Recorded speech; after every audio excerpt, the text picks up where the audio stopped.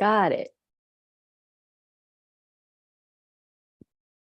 Just waiting to make sure we're good to go. All the technology. I wish I had somebody that could take care of this for me. Where we just go live and then it's hey, like, maybe we can attract that into our lives. I need assistance myself right now. I've got too much happening on all the social media. I mean, it's just so confusing to keep up with it all. We need tech support. I don't know anyone who's watching us now. Okay, so here we are, Amalia Natalio with KarmicKindness and Madelaine Parker coming to you today with the bi-monthly cosmic chat. We are talking about the full moon in Libra. Oh man, I'm excited about this full moon simply because it's the Libra energy. And I am the relationship girl. I am obsessed with everything relationship. Those who know me know this. I will be talking a lot more about this going forward. Aren't you Taurus? Where's your Taurus? Taurus moon.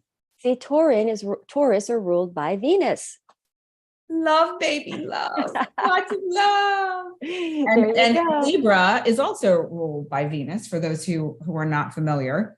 And we have this full moon that is occurring on April 5th, depending on where you live, or April 6th. So for me on the East Coast, it's April 6th at 12:35 a.m., which would be what, 9:35 p.m. on April 5th for the West Coast folks.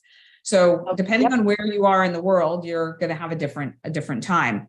So like we said, we've got the full moon happening in Libra, which means that the sun is hanging out in Aries. So the last time Madelaine and I connected with you all, we had the sun and the moon in Aries. Now we have the sun in Aries, the moon in Libra. We've got fire, Aries, we have Libra, air. So if you think about a fire and you think about air coming into that fiery space, it's stirring it up a little bit, possibly making the fire bigger. It could put the fire out depending on the type of fire it is. That resonates with me right now. Yes. So I'd like for everyone to really think about and feel into, before Madelaine goes into all of the particulars and specifics for each sign and gives us her take on the stars above us, that we have, when you think of Aries, I want you to think in terms of relationships as being your authentic self. And being authentic sometimes means having challenging conversations. It sometimes means saying things that you're scared to share. It may mean that you have to look at parts of yourself or something within you that you don't want to look at, but you have to, because you are being your authentic self. And then you're bringing it to a relationship in order to bring balance and harmony. So Libra, the sign for Libra, the glyph is scale. So we're looking to balance relationships. So right now, before we get started, for those who are watching live or watching the replay, I want you to just take a second, tune into yourself, maybe even close your eyes and ask yourself what relationship in your life right now could use a little bit more balance or harmony. And pretty quick, you're going to get an answer. And it could be your relationship with yourself, your relationship with a partner, your relationship with a twin flame, a relationship with a child, a relationship with a parent, a relationship with a coworker. No matter what it is, I want you to keep that in your mind as we're going through this reading today, the talk about the cosmos, because you will likely have little nuggets or hints of information that come through as Madelaine shares and as I share. And one other aspect that I'm sure Madelaine will be talking about, but that really jumped out at me when I was preparing for today, was Chiron and Jupiter both hanging out in Aries with the sun. So Jupiter, expansion, Chiron, wounded healer. So we're looking at right there with the sun, a spotlight similar to the moon, but we're looking at this. This is such a, the sun is this heat.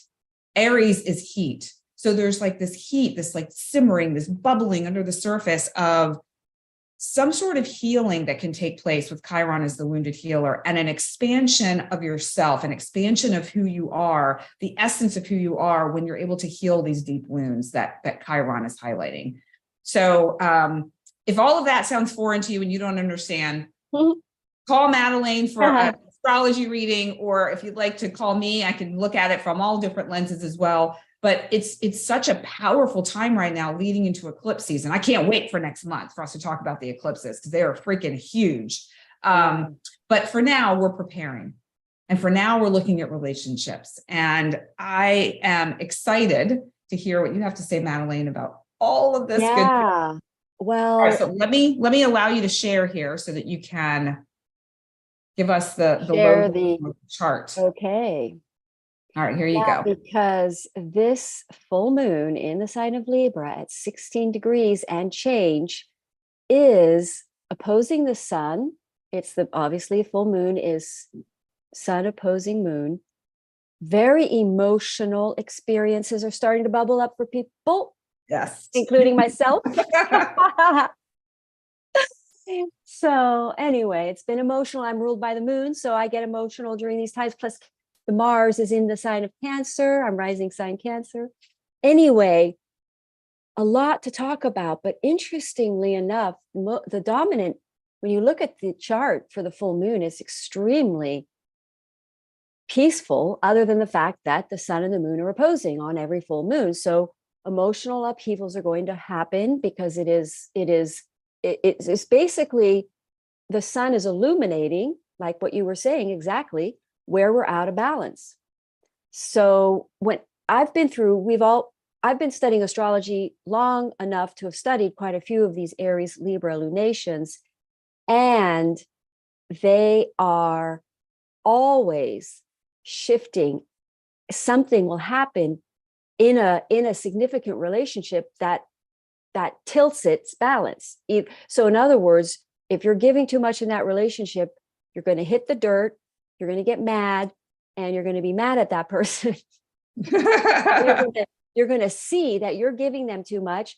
You're mad at them for that, but it's you that's giving too much. Right. And so, you got to see where you may not be talking to someone and saying something, and you think that's the right thing, but really you're holding back from a truth that the relationship needs to hear, because that'll rebalance the relationship. So maybe that starts happening. That's exactly what you were saying. Maybe we're starting to really connect with what is out of balance in the relationship, and the sun is going to illuminate that. Aries is action. Fiery action is going to illuminate what is out of balance in your relationships. And it's going to source in an emotional issue, because that's what causes things to be out of balance, is an emotional issue. It's the water flowing around, and then Aries is ruled by the head. So there's something going on in everybody's head that's throwing their emotional world out of whack. That's throwing their relationship out of whack.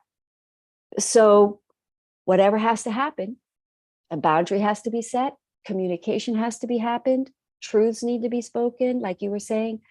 You're going to see it. You're going to see, because that's what the full moon does. Now, if you don't have particularly anything, I have no Libra planets. I only have my Jupiter in Aries. So mostly I don't really get hit by these. Libra Aries lunations are usually just minor adjustments I find I need to make in relationships in my life. But this one's a biggie because we have Mercury. You don't see it in this chart, but Mercury is squaring Pluto here. I don't know why it's not showing up, because Mercury is in this full moon. Mercury is at 4 degrees Taurus. So it's moving in the build up to the full moon, which is kind of interesting, because it's right now Mercury is squaring Pluto, which is on my Venus. So I'm having a very emotional, purging, cathartic experience with these transits, which is amazing. It feels great. So what's going to happen is Mercury is building up, like you were saying. We're building up to this eclipse season, but first we got to like you were saying, balance out some issues in relationships, because the nodes are going to square Pluto, which means we're going to get into our proper missions. So there's things that need to be sorted out, that are imbalance, that are lacking in balance. Libra is the book in Latin. Libra, the book, and the book holds the book is the metaphor for the justice, the that which is true or balanced. It's published. It's the ninth house in astrology, which is the law as well. Jupiter writes the laws for the people. Saturn enforces the law. So really this is like the law, or the book, or Libra, the scales, is both sides finding that balance of the two, of a truth, because the ninth house is a truth. That is, there is a truth in what is out of balance. There is a truth there. So that's what becomes illuminated. There's a truth in that. There's a truth that has to be revealed that then becomes a balance. That's why Mercury is squaring Pluto. So we've got Mercury squaring Pluto, revealing some kind of a communication. Plus, we do have Venus and Uranus conjoining. There's a lot to talk about. So you've got Venus and Uranus joining, and the sun is building up to its conjunction with Jupiter. I mean, we've got a lot going on in the Aries house. Mars is in a water sign, very emotional energies. Mm-hmm. Trining Saturn in another watery energy. This is just like, wow, because it's just like, talk about an emotional time. We're really looking at emotions becoming visible, and because it's an opposition, so it's what the head thinks opposing what the emotion thinks. So we're now going to see the middle truth. Now this is a Mars and Venus lunation. It's the fight or the battle between the sexes. It's the feminine and masculine, the yin and the yang. Its harmony is then achieved through the phases that we're in right now, building up to this full moon, and the balance will be restored in some way, whatever happens as a result. Whether you end a relationship, you begin a relationship, the relationship you're in transforms to a more contracted situation, because the law, Libra, is contracted. Seventh house is contracted relationships. So we're looking at serious relationships that you're going to sign contracts with that are not karmic, because we wouldn't be going through these squares and everything, this Pluto and the nodes squaring each other and Mercury squaring Pluto, if there wasn't some sort of purging involved in order for these next phases to happen. So there's union occurring on the other side of the clearing. And that's what we're going through all the time, in our evolution in astrology and becoming higher evolved souls, as we're releasing the lower density, because it's really a spiral. And the Aries is the beginning, and Pisces is the end, which is karma. So we really we start the Aries journey, and then we go all the way around, and we end up at Pisces, where we become aware of the lesson, or we find the karmic resolve of it, and then we go up around again. It's a spiral. We're going up and up and up and up. So we're clearing anything that needs to be cleared. If you haven't cleared it in this full moon, it's going to come up. Anything that's out of balance. If you're out of balance, if you're codependent in your relationship, it's going to show up, and it might cause a breakup, because the universe is trying to rattle you out of your karmic situations and into your true divine situations, because that is where the universe had planned that your abundance would then be generated via. That's why astrology is important, because it helps us line up with that. So can I add one thing to what you're saying, Madelaine? Because I think it might be helpful for people to think about this in terms of, obviously I'm a big karma girl, and karma doesn't have to be heavy or hard. It often feels heavy and hard because it's it can be a bit uncomfortable, because we're resisting the energy that's there, or we are resisting what it is that we agreed to. So if everyone can go into this full moon in Libra season, feeling the energy of the potential opening for a new karmic beginning within a relationship. And that new karmic beginning could be one where the relationship comes to a close and you start new. It could be one where the relationship transforms, like you were saying, as you go up that spiral into one that's more aligned with both of your soul experiences, both of what you came here to do. But really just have this openness about it instead of clutching on to something the way it is. Recognize that this is an opportunity to balance the relationship in a way where you may be overpowered by somebody. You may be feeling smaller, where now you have an opportunity to bust free of that and be able to be on the same playing field with that person. Or maybe you're the one that's overpowering someone and you can allow them a little bit more space to be themselves. So it doesn't have to be really awful the way we often think of it when we talk about karmic relationships. They can also, especially now, be more in balance. I can tell you, my parents are very divine relationships, potentially twin flames, and they argue on full moons. So, you know, it happens. They get pretty heated up because, you know. Interesting. Yeah. I mean, these full moons can bring up volatility and arguments because something that's out of balance has an emotional background to it. And then the moon, for some reason, has some sort of portal that lets that emotional, all that baggage come up. You know how in every full moon,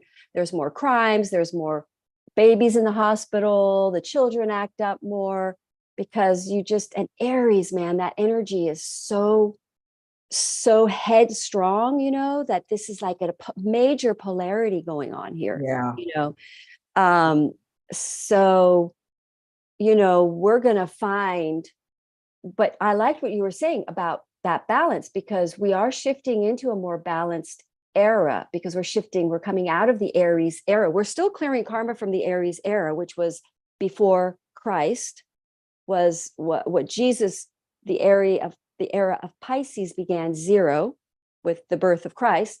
And then we are now we're going backwards. We're exiting the Pisces era.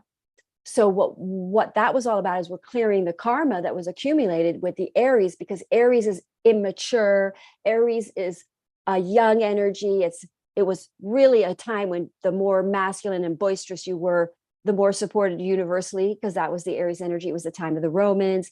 So now we're going into this Aquarian era, which is extremely high vibrational. We all have karma in our if you believe in reincarnation, because we all come out of the Aries era where we all would have had to survive. Plus we're coming out of Kali Yuga. So we've got karma from all of that. So a lot of divine partnerships were broken apart in battles and wars and all kinds of crazy things.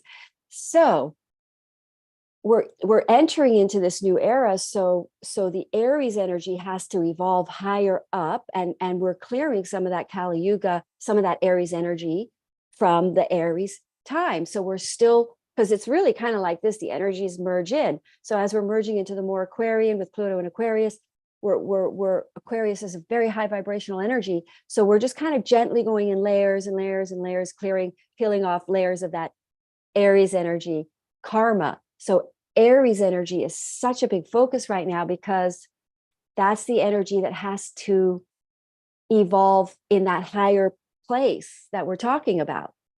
And so the balancing that's happening in this full moon is going to grow up the Aries energy, because, you know, it's a Libra full moon. So whatever clarity comes that's out of balance, because in the golden era, which is what we're evolving into, the masculine and feminine energies are at equal. That is the most abundant state. So wherever we've got the Aries dominance over the Libra, or the, you know, it dominating out of the balance, is now going to be balanced, because that's what we're evolving into the new era, where it's more balanced feminine and masculine energy, which means the Aries energy has to mature and become a higher version of itself, the higher version of Aries, which is protection, leader, initiator, brave, confident, you know, taking us somewhere better, energetic, you know, inspired, bold, masculine, all the positive masculine energies. So do you want to go ahead and jump into Libra? And we can start talking about that? Let's do it. Let's do it. I could just chit chat all day about this. I mean, it's so easy because there's so much to talk about. It's so juicy. Yeah. Yeah. You want to, let's see. So maybe. Do I want to go open up out of that chart? Yeah. Let's stop the share. Yeah. Stop the screen share and then perfect. And then we can talk about Aries in general. Yeah. So and how they'll be affected. Good. Yeah. Thanks for structuring me. I got too much water going on in my chart right now. No problem. That's why it makes us a good team. Yes. Your Capricorn is good for me. Okay. So Aries, of course, you guys, this is going to have the full moon in your relationship house of Libra, which is opposite. So we're looking at the 1st and 7th houses. So some kind of a relationship issue is going to come up, of course, that is out of balance in your situation, in your relationships. Let's look at your Venus ruled houses. So your Venus ruled houses is Taurus and the 7th house. So what are we going to see for you guys? We're going to see some kind of a new something's going to balance out financially now in your relationships. There's going to be some sort of a harmonious, because remember, this full moon is going to reveal that which is blocking the harmony so that you can be in harmony. So the 2nd and 7th houses. So contracted relationships involving finance. This is kind of going to be an easy one, by the way. I'll probably skip through all the houses pretty fast. So basically, relationships around financial endeavors, because now the 2nd house is ruled by Venus for Aries, and the 2nd house represents your own possessions, what you possess. It could be your mate possesses what you and you together possess, your family, but it's something that you can make money from, something that you have that you can make money. So something that you already possess, it could be even a talent. It could be that you're a really good writer and you have a talent. Sometimes when I read charts in the 2nd house, I see a lot of talent in a person if they have planets there, because they already innately possess a talent that they can make money off of. My son has that. He's a designer and he makes money off of his designs. So it's like, you innately possess a quality that you can make money from, or you own property you can make money from. So Aries are going to either tap into their talent, their own possessions, their own properties, and become involved in a contracted relationship with someone in that story. So you either get involved with a relationship and you become financially intertwined and shift the way you make your money. But remember, this is a full moon. The moon is in your 7th house. So you're going to have an emotional, potentially ending something. Again, that'll always happen with a full moon on your 7th house. So potentially ending something, and potentially starting something, but also a full moon in your 7th house can also mean something happening in the life of your spouse or your person becoming very seen or recognized or something, or shifting something dramatically in the finances of your spouse, which then influences your 2nd house. How about that? So it's interesting. Okay, so I've got a card. So yes, cards. Madelaine and I have been the past few weeks the past few moon cycles have been bringing in cards. We have the Flower Evolution deck by LOTUSWEI, and there are flower elixirs and mists that you can purchase with the discount code Amalia. I have the information below if you would like to have some flower support. So for each one, but you don't have to buy anything either. I don't want anyone to feel pressure to do that. If you just take a look at the flower that's associated with each of the signs. So particularly if you have Aries in your chart and it's your sun, moon, or rising, this flower for this moon cycle is euphrasia. And this activates intuition, and the message is be decisive.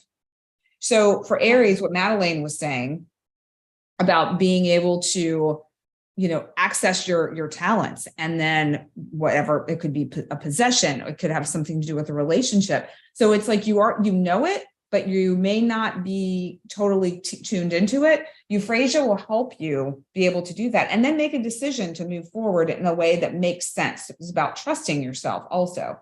So if you have this in your chart, if you have this, if you have this in your chart and you're using this, all you have to do is look at the flower and ask for the flower power of euphrasia to come into your energetic being. And you will be amazed in just asking for that request. You don't necessarily even have to ingest it. And I have an elixir here. This is a different one, but it's just little drops and they're super powerful. I will tell you that.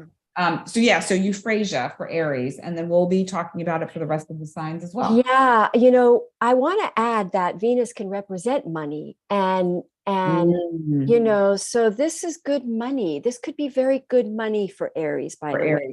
Nice. Yeah, and I forget to talk about all the other stuff going on, like Venus sextiling Neptune and Mars sextiling Mercury and trining. I mean, I just don't want to forget about all the other good stuff going on because there's so much going on. There is a lot. There definitely is a lot. Yeah. Okay. So that's your Venus houses, and that's Venus is the planet of money. And that's basically a financial, as it were, upgrade, illuminating a financial shift in finances involving a contracted partnership, marriage, business, anything like that. Yeah. All righty, let's move to Taurus. the next one. Let's go to Taurus. Well, you guys, I'm really excited for Taurans because I read for a few Taurans and I really get a lot of good readings for them. And I'm just waiting for these to come true. And they're coming true now. So I see Taurans this is your ruling planet, of course, Taurus, this is your ruling planet. And so your other Venus house is going to be your 6th house, which is work.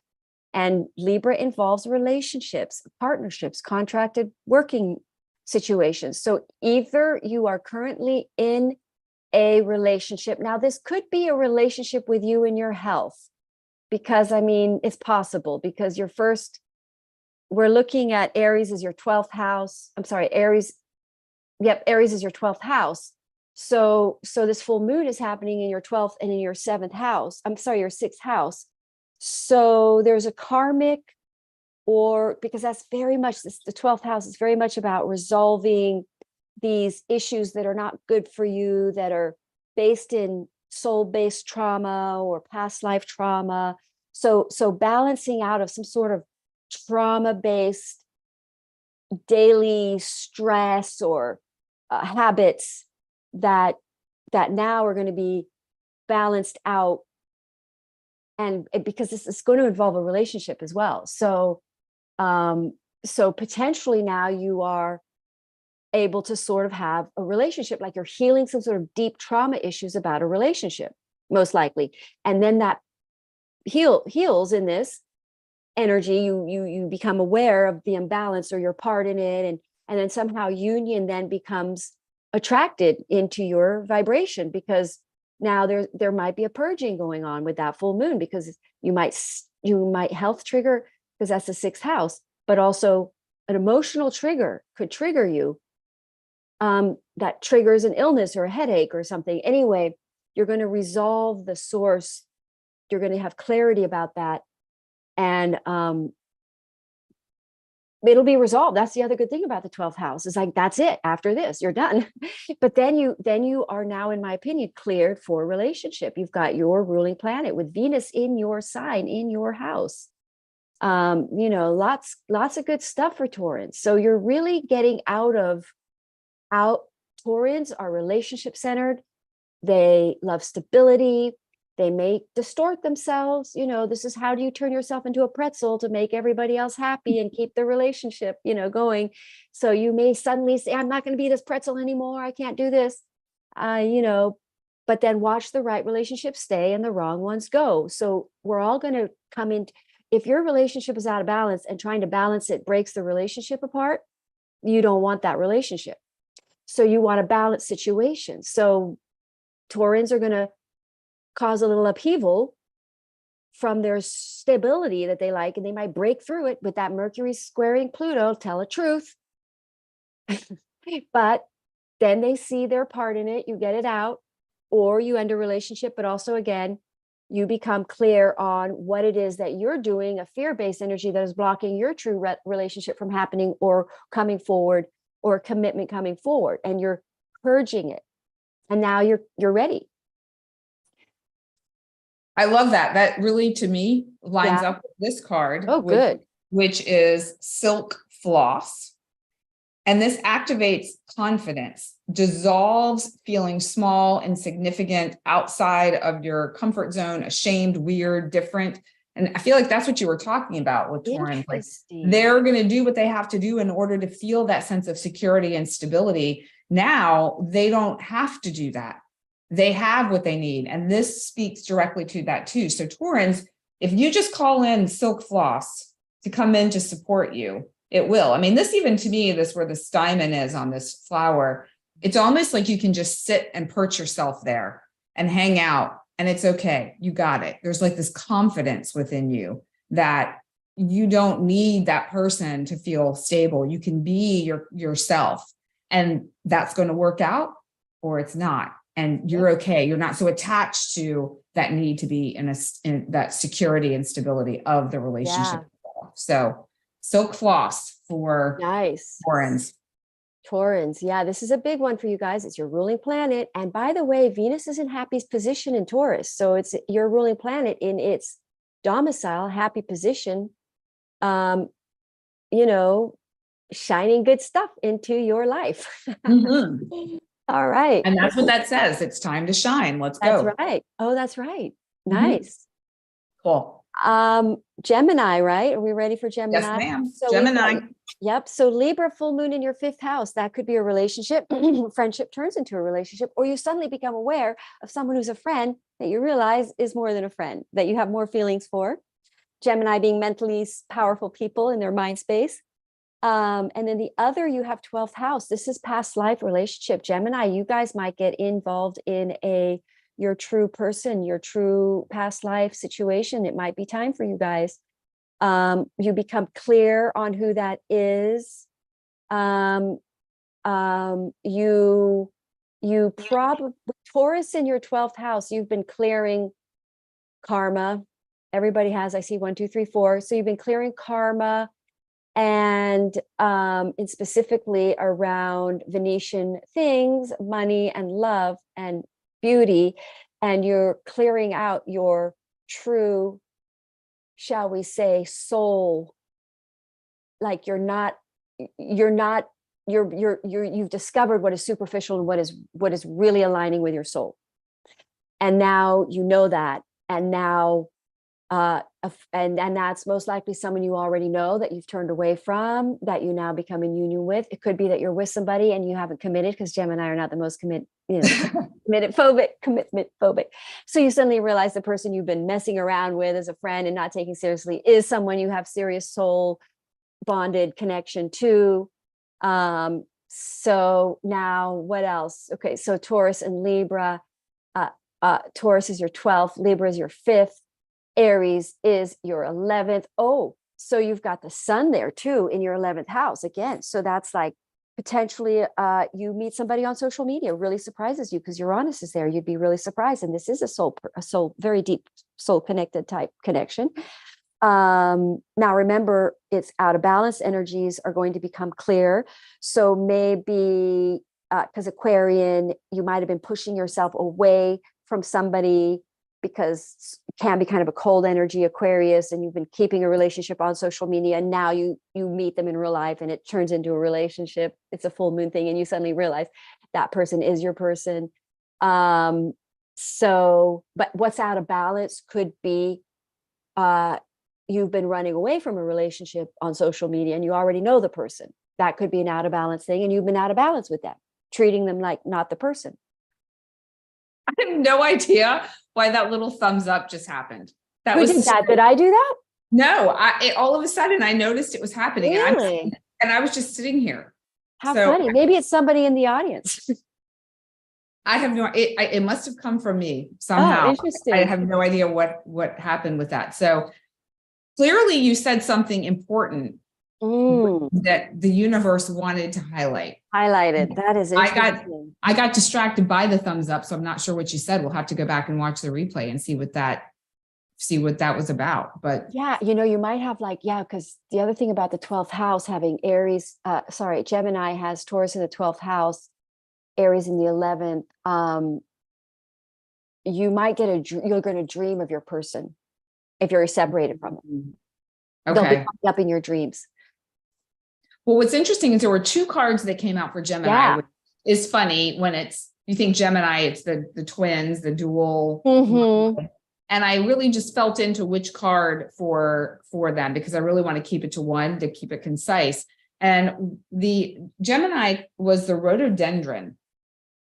And this, to me, the rhododendron and this particular picture, there's a lot happening in this. And I feel like with Geminis, they've got a lot happening in their head. They're constantly thinking. They're very mental. And this rhododendron activates compassion and just be kind to yourself.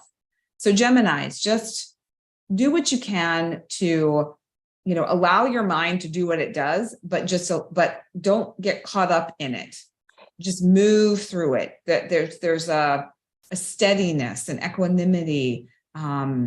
Just allow this energy to flow through you versus getting caught in it. I can't believe you're saying this. It's blowing my mind. I got to share the screen, okay, for 1 sec. Sure. Yeah, share. It's too crazy that you're saying this. Okay, so Gemini is ruled by Mercury, right?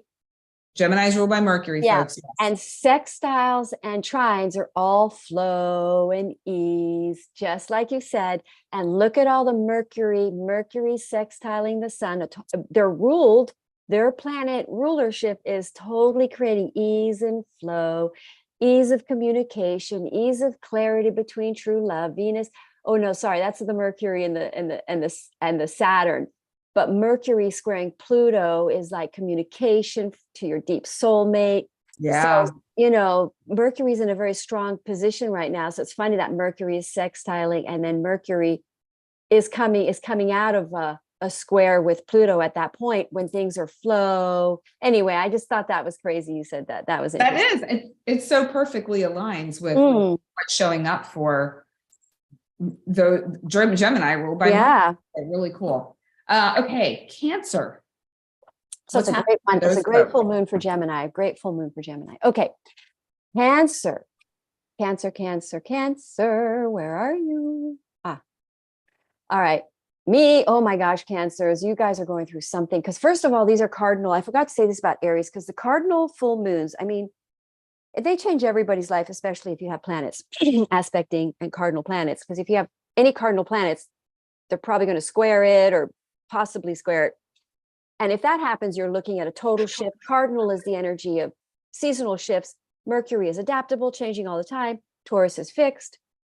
So we're looking at cardinal shift for Cancer. So it's change of big thing happening for careers, because they've got Aries in their 10th house. Careers are really going great for Cancer. Relationship potential, status changes, living situation potentially changing. We're looking at and that's happening for all the cardinals, Libra, full moon. So cardinal full moons can have a total 360-degree shift in your life. And this Aries is going to be squaring your 7th house, whatever planets you have in your 7th house. It's going to be, the moon is going to be in your 4th house. Your Taurus house is the 11th and your 4th. So social media or internet, because Venus is in the 11th house right now. And let me just take a look here. Cancer, you've got Libra in your 4th. So the moon is there. So this is very emotional for Cancers. I warn you. It's about family issues, mother, heritage, family, home, living situations, emotional. And then we've got career, Aries there, illuminating potentially career shifts because of work. Living situation shifting because of work, or the career shifting so much because careers are definitely shifting for Cancers. they've got Mars in their first house, so they've got a lot of energy. Mars rules Aries. It's in their first house, a lot of energy, except for me, because I've got Saturn on my moon right now. So that's not the most energetic energy in Pisces. But anyway, so for Cancers, there's an illumination of potentially issues with real estate and property in the government, or a permit, or something that is a rule or a law becomes clear that you have to clear up and you have to deal with. That could happen if you have challenging aspects, or it could be your status changing. If you're single, a lot of Cancer risings are on sort of a divine partnership journey, so they are mostly single. Their status may change. If you have an eclipse on your MC, it can change your status. You can then become in a marriage, but also you become potentially extremely successful, and you have to hire people, and you have to move property so you can expand your work from your property, or you have to, or because it's illuminating, you can now afford to buy another property, or the sun is illuminating your work. Let me see. I don't know, what else could it be? Showing an imbalance in a relationship with work. It potentially could be a work relationship that, you're out of potentially finding balance between home and work. And maybe you have a boss that's making you work too much out of home, and you want to balance out and you want to work home. Things like that. So you're just thinking of a relationship involving work, your home, or a family relationship reveals that you're spending too much time on your family and your children. You need to focus on your career more and balance that out more. So for you guys with the 11th house, you're going to get a lot of planets moving into your 11th house, which is great, really good. That's the house of lucky gains. But Venus rules your 11th house. So really good potential windfalls, and depending on your chart, but that's a pretty nice trine. The planets are trining your 7th house from the 11th and your 3rd house. So a lot of good stuff is happening in the Cancer chart all the way around. But for the relationship balancing, now communication, because for Cancers, we've got Pluto, coming out of their 7th house, but Mercury in that 11th house. So communication through internet, social media, clearing energies, communicating like truths. Pluto, it's a square. So it's outbursts of truths coming out, and it helps balance things out. It's good. And then we've also got coming up the nodes squaring Pluto. So all this has to happen so that we can reshift our destiny and direction. So whatever imbalance has to happen here for Cancer, any kind of like imbalance with your person, because usually Libra is your divine mate, your Venus person, will come up for clearing. And Cancers with Mars on their ascendant, they're ready to take it to the they've got the fire beneath them. And this full moon is ruled by ruled by Mars, and Mars is in the sign of Cancer. So Cancers are going to be strong. So interestingly, for Cancers, we have the squash blossom, and there's a lot of orange. There's orange and yellow in this. And when I think of those two colors, I think of power, I think of creativity. This activates liberation. So a lot of what you were talking about has to do with balance, but when you find that balance, there's a liberation that can take place. Cancer also, it's very emotional. Cancerians feel things. And so there's going to be a potential for feeling free within your body because you find the balance, because you're no longer fearful. So this also speaks to dissolving those limiting patterns regarding different aspects of your life. And they're the physical aspects. There's letting go of a fear of losing control. Now that's not so much a Cancerian thing, but that is an Aries thing. And we were talking about Aries and Mars energy here too, with Mars and Cancer. So, Cancers can be very, very controlling, surprisingly, with that Capricorn in their seventh house. oh, But good point. yeah, That's a really good point. yeah, Yes. and Yeah. Aries mind space can be all cardinals. It's a cardinal thing. Yeah. So squash blossom I like that. for Cancer. All right. I'm excited about Leo. All Since right. I'm a Leo sun. Let's. And yes, because Venus is a very creative energy as well. We should always, add that in on the mix. But Leos, you have Libra in your third house. So this is going to be about communication. Emotional outbursts could occur in the buildup, like me. And then emotional outbursts. And where do you guys have Aries? Let me open my little chart up here more. Emotional Aries is in your ninth house. So you have Aries in your ninth house. Lucky you guys. Aries in your ninth house, and Taurus in your 10th. Ooh.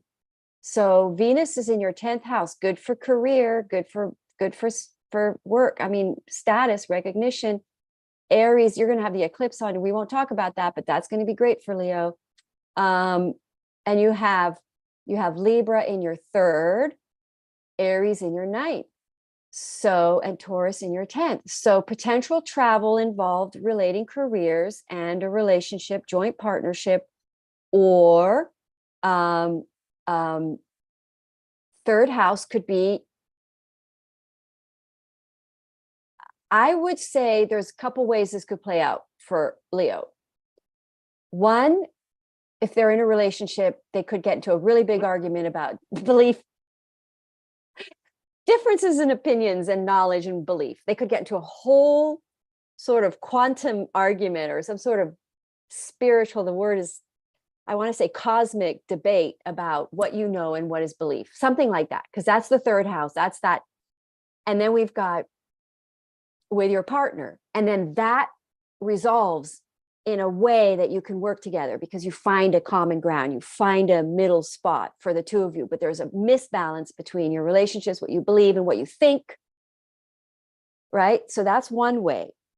The other way is in your relationships, there's not enough communication.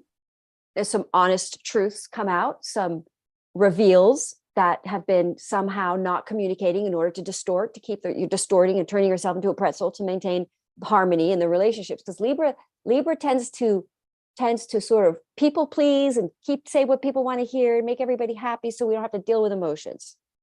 So that Libra energy, and with the moon there, it's like, darn it, I can't, this is too out of balance. I got to speak the truth here. The emotions come out. So there might be this explosion of emotional outbursts that have been out of balance, have been repressed, that totally reveals that opens up a new belief. So communication that changes the belief, and then that creates harmony in the relationship, but also the need for travel can show up. Like, I want to travel. God damn it. I'm just Get kidding. me out of here. Yeah, I've got to get out. I'm stuck in this neighborhood, third house. I'm in an emotional wreck here in my little local area. I need to venture out into the world. That could happen. If you're not in a relationship, you suddenly say, I got to go in the world. Travel. Now the third house is small businesses, communication, internet, emails, all that communication. So, and then where else do we look at for Leo? We've got Libra in the third, Taurus is your 10th. So a career relationship involved too. So in other words,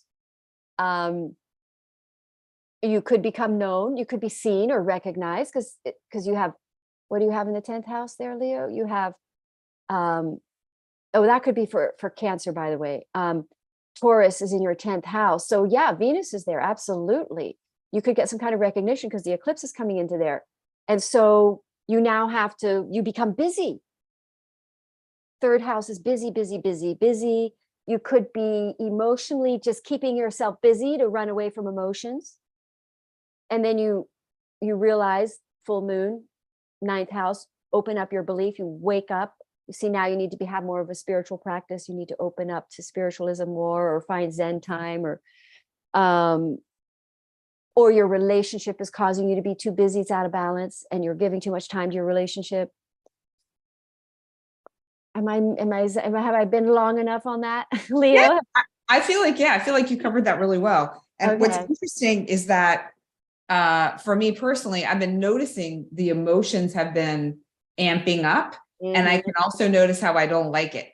Yeah, it's gonna I'm not start feeling, everybody's gonna start feeling something boil up in you, and you're like, okay, I gotta tell them.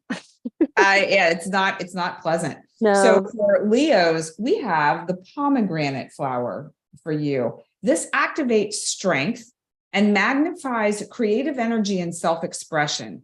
And from what I was listening to you say with Leos, particularly when it comes to career and communication, being able to express themselves creatively. And Leos tend to be pretty creative in general, but we want to be able to, the way I'm receiving this and the way I'm interpreting this energy is fine tune it a little bit. So it's not so much about you as a Leo, because Leos can be very self-focused. So now it's about bringing that balance into the communication, really taking in the emotions, the feelings of that other person, being bold, remaining bold. We have Aries. Aries can also be bold. Aries is fiery. Leo is fiery, but you really want to take in take into consideration the other person. Yeah, I mean, this talks about taking but not taking it on as yours. You know, you don't want it to be so to the point where, and I know that I do this sometimes, where I can feel the other person or sense something in the other person, then I feel responsible to take care of that, or to fix that, or to make that easier. So this is reminding Leos, myself included, to just be aware of that. So not so self-focused, be aware of the other person, but not to your own detriment, which Leos tend to be pretty good about not doing that. So yeah, so pomegranate flower for ruled the by Leo. the sun, you know, just as Cancer is ruled by the moon, the sun, Leos are ruled by the sun. In Aries, oh my gosh, you guys are gonna have a lot of energy, you know, fire to go, feel athletic, feel like getting out. Well, we'll see how this all plays out. So let's see about Virgo. How are those earth people, Virgo, earth well, you have goddesses and gods? Yeah, you guys have Libra in your second house. So you're going to have this full moon in your second house, which is great. So you're going to have you're going to see a way to earn money, most likely with a resource of your own that you already possess. I remember when I had a full moon in my second house, I started being a tarot card reader, and that was the talent that I had. So I was selling it, as it were, making money that way.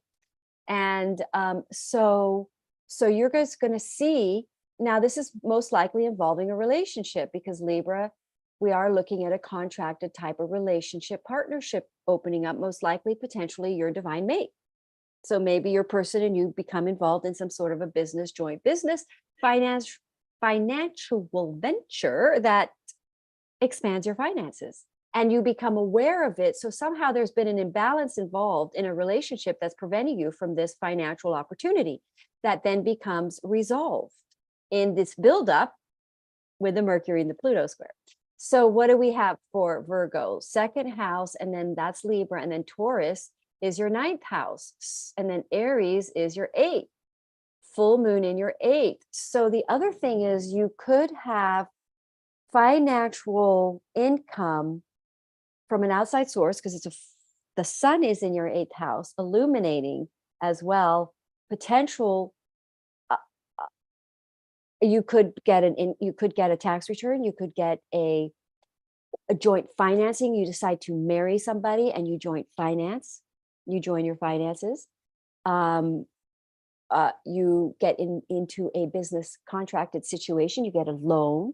You refinance your property, which then affords you a loan, which then you can get involved in a contracted situation with somebody to help you with the business. Or you could get what else? What else could that be? Let's see. With a relationship, well, it's very sexual, the eighth house. You could suddenly full moon just it could be a very busy time for you in that department. A relationship begins. It's very Venus. It's a Venus full moon, so could be very romantic. You have Taurus over your 9th house, so potential you meet a other cultured somebody from a man or a person. If you're a man or woman from another culture, the outside culture, you could meet them traveling. You could decide to go traveling with your person. Suddenly I see that card. I'm wanting to see the card. Well, it's so funny because as you were I could tell you were really trying to come up with like creative Versions. examples of what would happen. And I was kind of smiling to myself because the fire star orchid is all about creativity. And with Virgos, it is about being creative, like coming up with outside the box ideas for their financial abundance, for their expansion. So this card is also about innovation, ingenuity, brainstorming, seeing beyond what was there before, seeing beyond what you've seen thus far. And, you know, when it comes to relationships and it comes to bringing balance into that, you know, Virgos are very organized. They're very practical. So maybe they need to be a little less practical, think outside the box a little bit, expand beyond what they're used to, and bring in. And what I find interesting is that so far, the past three cards, 3 flowers have had a lot of red and orange I've and noticed yellow. that myself. Yeah. So there's a lot of the lower chakra energy for Aries. Yeah, for those signs. So interesting. Yeah. So interesting. Yes. Okay, so let's go Libra last. So how are these? Oh, wow. Okay, there Libra for this? guys. So you guys got Aries in your 7th house. So you've got a full moon there. You've already had a new moon in your 7th house, and then you're going to have an eclipse in your 7th house. You guys are ruled by Venus. Venus is in the sign of Taurus. So it's a very, very strong, your planet is in a very strong, energetic position. So yeah, I mean, we're looking at shifts and changes in your relationships, contracted relationships, potentially getting into business with someone, signing a contract with someone, ending a relationship if one is not part of your destiny, your future. You're going to be, shall we say, see, the other thing about Libra is it's very good business negotiations. They're very good business people. So we're looking at Libra with Aries.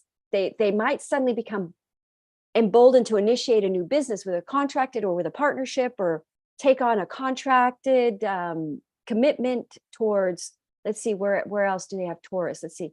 Libra has Taurus over their 8th house.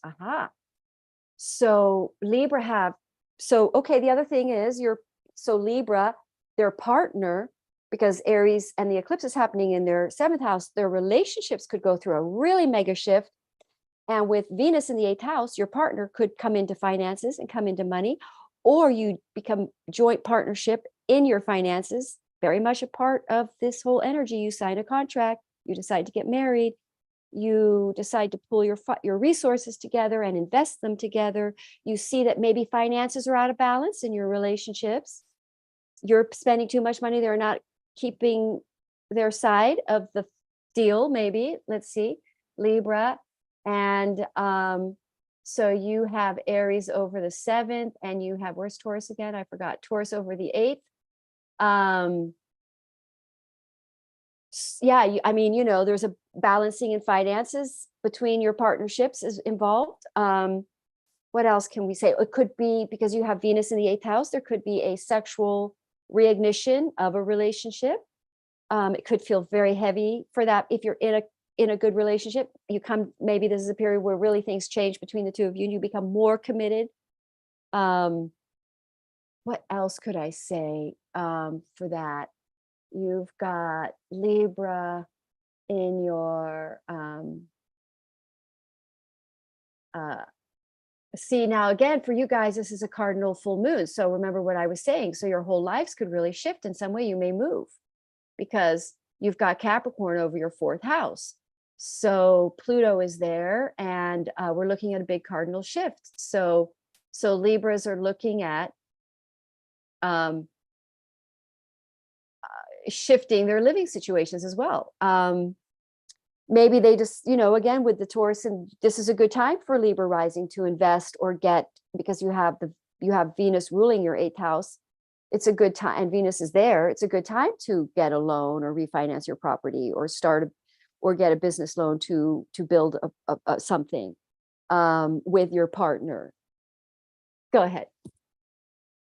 Strawberry blossom. Ooh. For Libras. And again, we have the red in this card, not so much of the yellow and orange, but there is some yellow here in the center. Mm-hmm. I love this card for Libra, especially with everything that you were sharing. This activates optimism.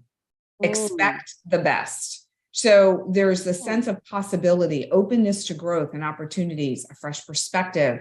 And I feel like with Librans, they're always looking to find that balance. They're always looking to find that harmony, in the middle. They don't want to disappoint people. They don't want to, so they tend to, I don't feel like Librans they tend to be optimistic overall, but this is a time for them to really to tap into that part of themselves, to not dim their own light in order to bring balance into a relationship so that they don't lose their relationship. It's more like, expect the best. And again, a little bit of that think outside the box energy too. And the other thing that could happen with that, because Libras are ruled by Venus, and Venus is in the eighth house. Yeah. They with the sun, the sun illuminating, Libras might see what really is out of balance in their relationships, and what they're doing that's really out of balance. Yeah. And the fears, because the eighth house can be deep fears of survival and attachment to relationships just for survival. It'll become very clear if that's the kind of relationship you're in, because the eighth house planets really show things to you. Fears that you could have a fear of finances that makes you want to pull your money together too. Okay. Interesting. Anyway. Yeah. All right. So let's move on to Scorpio. All righty. Scorpio, you guys have Aries in your sixth house and the moon in your 12th. So this is kind of, it's a nice full moon, but the 12th and the sixth house in a full moon is usually going to reveal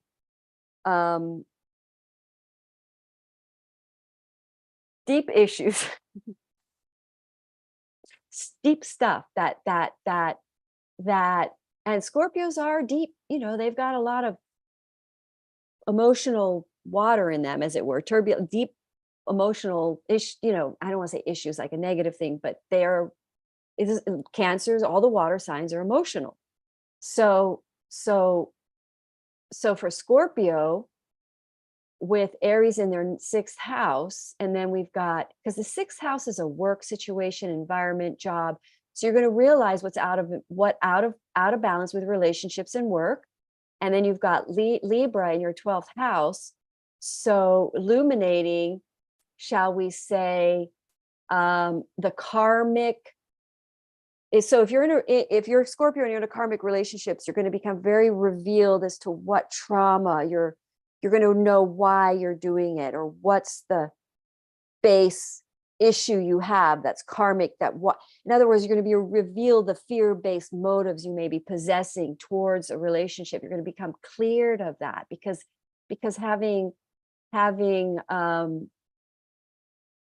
Scorpio, having Aries in your sixth house, you might take an initiative to really fix yourself, but also you could have an out of balance relationship with work, travel, because that's the 12th house as well. I mean, there's many ways this can play out, but ultimately you're going to be growing up and letting go of toxic based relationships that are making you sick or something, or things that are out of balance in your life that make you sick, that stem in how you distort yourself for relationships, something like that. You may quit some kind of an addiction. You may be in a relationship addiction. You may quit that. You may see that you're a relationship addict. And whether you're in the right relationship or not, you can see that that is the problem, and you can heal it and fix it. These are, and then maybe how you throw yourself out of balance on a day-to-day level, because the 6th house is also day-to-day. What you do that's out of balance on a day-to-day for relationships, how you distort yourself potentially. All right, what did you get? Okay, so we've got a similar color. Well, it's hard to see in this light. It's like, let me bring it back so you can see it. So it's like this yellowish greenish color. So to me, this feels like power and heart. And we have the white, the purity again, similar to the last flower that we had. And this is the banana yucca. This activates hidden potential, and the message is uncover your secret talents. So I love that there's the word secret is in this card when it comes to Scorpio, because Scorpio peeps tend to be a little secretive. They keep things to themselves. And this also has to do with magnifying your hidden talents, your power, and your sense of purpose. So for Scorpios who kind of lost their sense of direction, they don't know what they're focused, and I can speak for myself. So like being able to know where I'm going, what am I focusing on? What is my intention? What is that thing that I'm really going to put all of my energy towards and behind? This is going to really help that. And when it comes to Libra and balance and harmony in relationships, I feel like this is such a beautiful card. When you can see yourself as you truly are and recognize the hidden potential that exists, then you can show up as your authentic Aries self, move forward in your career, your relationship, your personal life, whatever it happens to be, in a whole new way. So banana yucca for Scorpio. Yeah, because if the full moon is in your 6th house in the sign of Aries, it may illuminate a unhealthy relationship, a toxic relationship, but also a toxic work relationship too. So nice. Yeah, it could be any kind of relationship. Yeah, you're right. It's not just a personal one or a romantic love relationship. It could be a friendship. Yeah. It could be friendships, some friendships. I've had full moons in Libra reveal certain imbalances in friendships, just people that you're dealing with on a daily basis. Sagittarius. Oh, righty, Sagittarius. You guys have Aries over your 5th. Oh my gosh.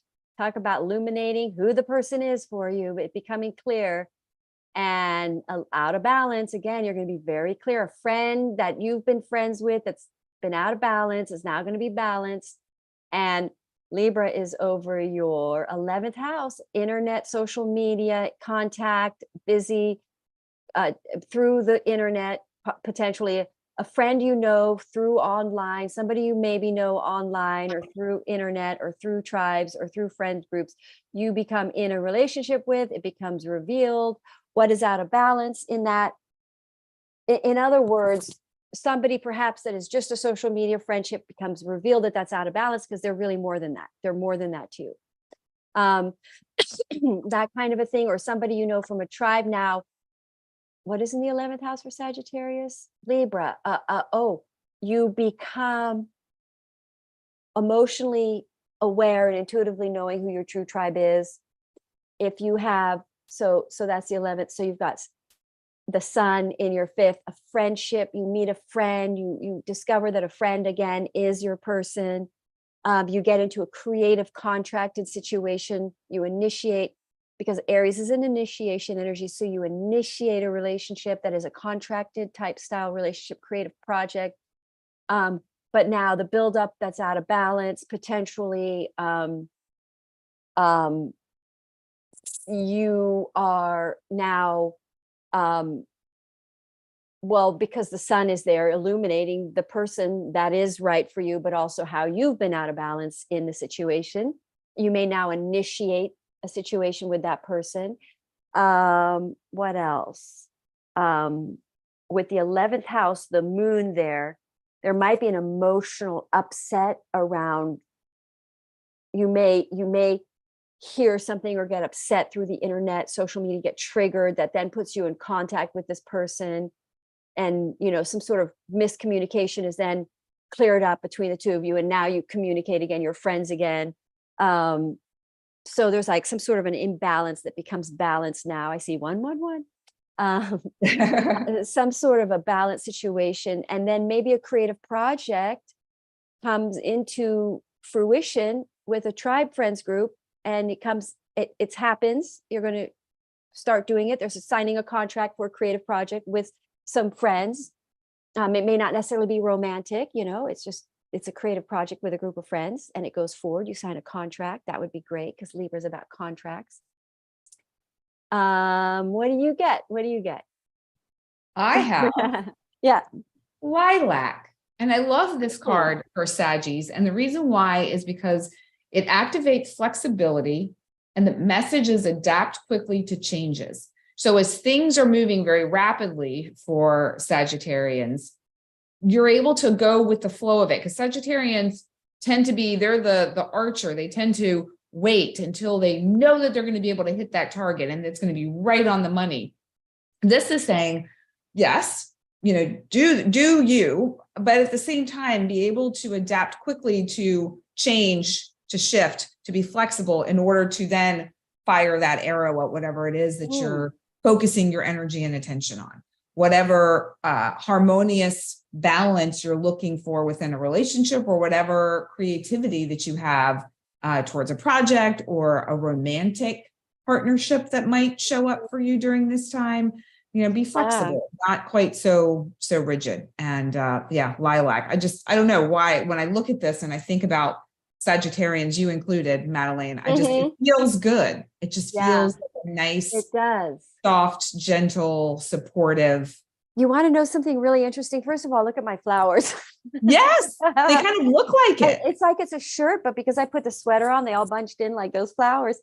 And I went to go on a walk to buy some new headphones, because the other ones did not work.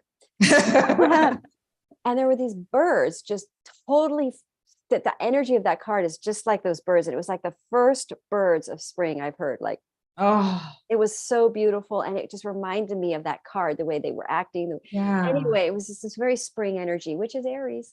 It is. It's so nice. I love that. All right. So Capricorn, I'm curious about them too. Yeah. Capricorn, again, a cardinal sign. So you guys are looking at big shifts on all angles. And Aries is in your fourth house. So we are so it's, all the cardinal houses. You got Libra in your 10th. So you've got a full moon in your 10th house. And which is, the moon is there. So, and then you've got the sun in your fourth house. So you're looking at fruition of a moving, I do know a Capricorn who's probably moving. So basically you're becoming aware of where you need to go, where you need to live, that's emotionally more fulfilling for you, career that is emotionally more out of balance, a life that's out of balance, living, work out of balance, wanting to create more balance. So you have time for a relationship, potentially moving in with somebody, in starting a relationship. Now you got to balance for the first time in your life. You Capricorns, you work all the time. You got to balance time for your relationships. Because you have Cancer, you have Mars in your 7th house. So you're probably initiating heart-based type of relationships, most likely something that is more real, with Mars being there in a water sign. You're potentially intuitively, with Mars in a water sign, it's not really necessarily just a sexual energy, because Mars can be pretty sexual. It's more like emotional, looking for an emotional connection. So Capricorn are now with the sun in their 4th, illuminating family, who their family is, what's family to them, the importance of family. And then the work balance. There's definitely some kind of a work balance in relationships, but also potentially a new contract in a work thing, because you got the moon there. Because the moon can often be how well we're known. So it's like you become known revealed, somehow you're known, you have to move because now you're known, something about you, some work you've been doing, possibly from home, you now know, you get illuminated about, you get recognition over, you now are able to move, you now have financial upgrade or a career upgrade. So, but there's potentially a work relationship involved as well as a romantic, because it's ruled by Venus. And just one quick look, where's Taurus for Sagittarius, for Capricorn? Taurus is in your 5th house. So you've got Venus in your 5th house. You're getting into a relationship. I love this for myself, selfishly. And again, it could be a work partnership. Go ahead. Well, because for this too, it's like, it's got all of the components that, and remember too, for folks who are listening, if you are in a contracted relationship with someone, which is 7th house, so that's through marriage or a business partnership or anything where there's a tie to that person, you can look at their chart and it has an effect on you. So following them. So my life partner is a Capricorn. So I'm listening to this and I'm like, ooh, 4th house, moving. 10th house, career, there is a direct effect or sometimes an indirect effect from partner to partner, depending on the energy. So it may not happen to him specifically, but because he brings that energy to the table, it affects both of us. So it could happen to him specifically too. It absolutely could. Yeah, it's interesting. A Libra full moon literally could be your partner becoming more known. That could be a very simple translation of that. That's so true, because we're talking Libra relationships, that dynamic, that energy between people. So for Capricorns, we have the pink primrose. And I love this card for Capricorns because Madelaine has talked about this a lot in our previous cosmic chats about how challenging life has been for Capricorns. Like they have really been beaten up. Now, this activates rapid growth with the message of make it effortless. So Capricorns, you don't think effortless with Capricorns. With Capricorns, you think effort.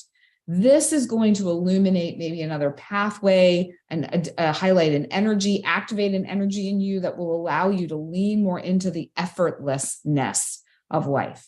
Not have to effort so much, not be that one that's trudging up the mountain that's hard and there's a little lightness to it. I mean, even this flower has a lightness to it. There's a brightness to it. It's also being fearlessly ready. When you feel like you're being called to action, you just go without worrying about things, without feeling like you have to have that Saturnian structure in place. You just go with it. Again, creativity, thinking outside the box, innovative. So I feel like that's a theme that's been running through a lot of the signs, not all of them, but quite a few of the signs so far. So pink primrose for Capricorns. Nice. Libras are, the Libra energy is air and it's ruled by Venus. So it's a creative. There is a creative element to it. So the arts are a part of, the Libra energy. So I love that. Yeah. That's really cool. All right. So Aquarius. Okay. You guys have Pluto in your house right now, in your 1st house. And so let's see where Aries is for you guys. Aries is in your 3rd. And Libra, Aquarius, is in your 9th. Wow. Again, we're looking at that 3rd and 9th polarity. So communication, I would say Aquarians are either, because the moon, wait, let me get that right. So Aquarius have Aries in their 3rd. So perhaps illuminating knowledge, information that helps them know that's out of balance in communication and beliefs. Again, it's that same access. They could get into an argument about beliefs, or they could illuminate and start a business with their partner in the 9th house, the moon there. You could get into some sort of a joint venture where you write about philosophy. You could get into a project with a writing partner. Libra is very much a writing energy as well. It's very air, intellectual, intelligent energy. So there's like creative art projects potentially, or a small business, like a spiritual business you decide to start with somebody, or your person. With the Libra full moon in your ninth house, you also are potentially traveling. You become emotionally connected. It's your later in life spouse. You find your later in life spouse. They might be of another nationality or another culture. I do know Aquarius rising, who that is absolutely coming true for. Their person is very much other national person, and it looks like they're traveling. And Taurus is ruled by the fourth house. So again, Venus is really creating a shift and change there with the Uranus there, shifting and changing your living situation, potentially travel, busyness, because remember the sun in Aries in your third house, you might be busy preparing to travel. What else? Doing a lot of short distance busyness, preparing yourself to travel, or you start traveling a lot on a short distance level to meet your person, who is of another nationality. What else? Let's see. Aquarius, Libra in the ninth. So again, revealing of emotional belief systems that have been throwing your relationship out of balance and causing communication out of balances. So truth's coming out. Higher beliefs that have been blocking union with somebody it becomes revealed that is in the way, and that it needs to not be in the way. And then you come into union with somebody. All of that. It's interesting with Aquarians. It's funny. I was shuffling the cards, and a card just kind of hit my finger, but it felt like I just lost track of it instead of it being revealed. So I don't know which card it was. And because I kind of just put it back in, and so this card I feel is resonant with this, but I feel like there might be another energy that I'm hoping in our conversation will come through beautifully. So the chocolate daisy is the card for Aquarians. And this is activate simplicity, and the message is cheer up. Now, I don't feel like Aquarians tend to need any cheering. They tend to be fairly cheerful folks. However, there feels like this energy with them about, Aquarius is ruled by Uranus. Uranus is this higher mind, higher thinking, there's surprises.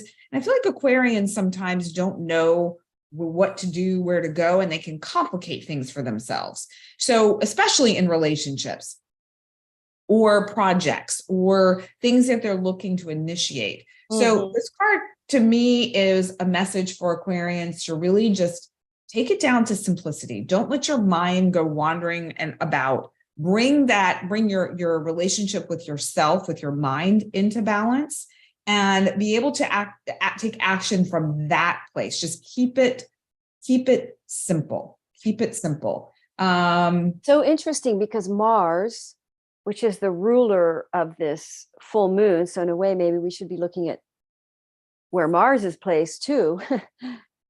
But Mars for Aquarius is in the sixth house, which is all about frustration, being busy, being complicated. Yeah. So it makes me feel like we should be looking at where Mars is for everybody, but that's part of the story too. Well, I mean, we're already at the end, and we did. Yeah, too late, but letting everybody know. Look and see where Mars is in your chart right now, because that's ruler of this full moon. So that's going to activate that house too. Yeah. I mean, then they can come and talk. They can come and talk to you to get a deeper dive. But chocolate daisy for Aquarians, and then we're going to round it out with Pisces and see what's happening for those water folks. Yeah. So Pisces, you guys have Aries in your second house, so that's great. That's great. So, and then that means you've got Libra in your eighth. So financial relationships and partnerships that have been out of balance or financially out of balance, there could be a crisis involved or fears around finances that show where's out of balance with your finances. But with the moon there in the eighth house, you could become aware of a deep fear that you have around finances, a lower density fear. You might be pushed to a fear. There might be a kind of a crisis that occurs around finances that pushes you to stick up for yourself and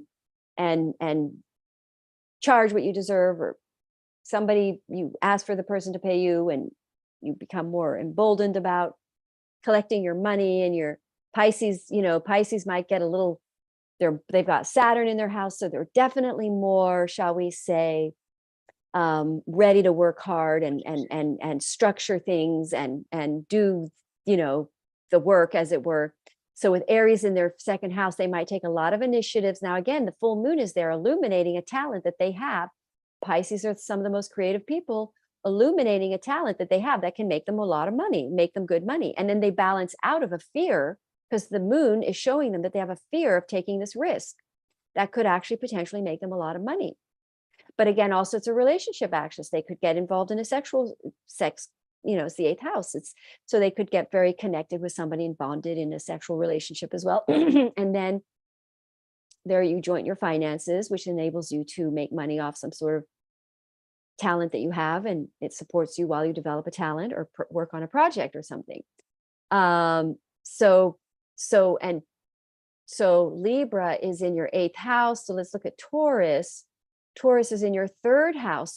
So with Venus there in your third house, it's kind of showing you how a small business or a writing project or ideas, short distance travel, becoming busy, website, you might decide to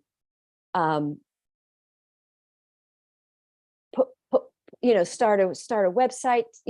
Put it this way, the third house is part of this story. It's a business, writing, website, small distance travel.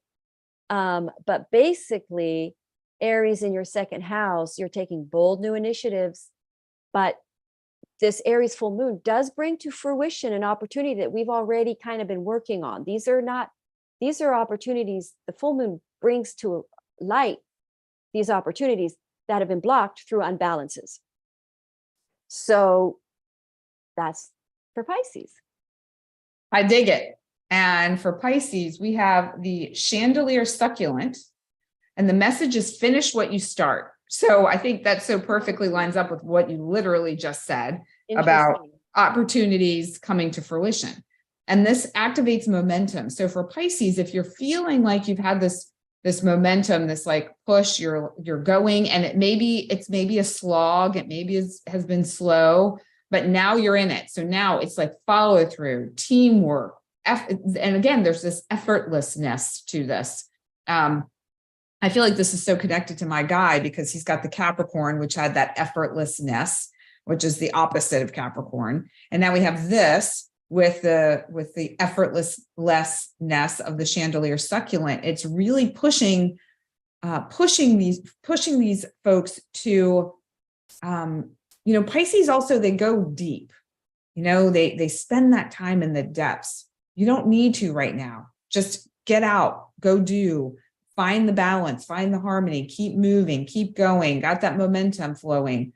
So the chandelier succulent for Pisces, really bring that in. And I love the red, talking about that Aries energy, that fire, like, go, go, move forward. So yeah, really awesome flowers to support each sign. And I think all of the messages for each sign were really aligned with who they are, and preparing the foundation for the eclipse season. Yeah. Well. Yes, that's going to be at 29 degrees Aries on April 19th. I'm not sure the time exact, but that's going to be really everybody's life's changing. Eclipse season is coming up, so prepare ye, for shifts and changes in your Aries house. Some more. Yeah. So if anyone is looking for any sort of relationship support, so during this next 2 weeks, well, really and beyond, the next 2 weeks will highlight it for you. But sometimes it takes us a little while to accept what the full moons highlight for us. So as you go forth, if you're looking for relationship support, or you want to be able to understand what's going on within your relationship with yourself, with a partner, with a child, with a parent, a work person, reach out to me for some support. I've got a few different avenues that we can take for understanding.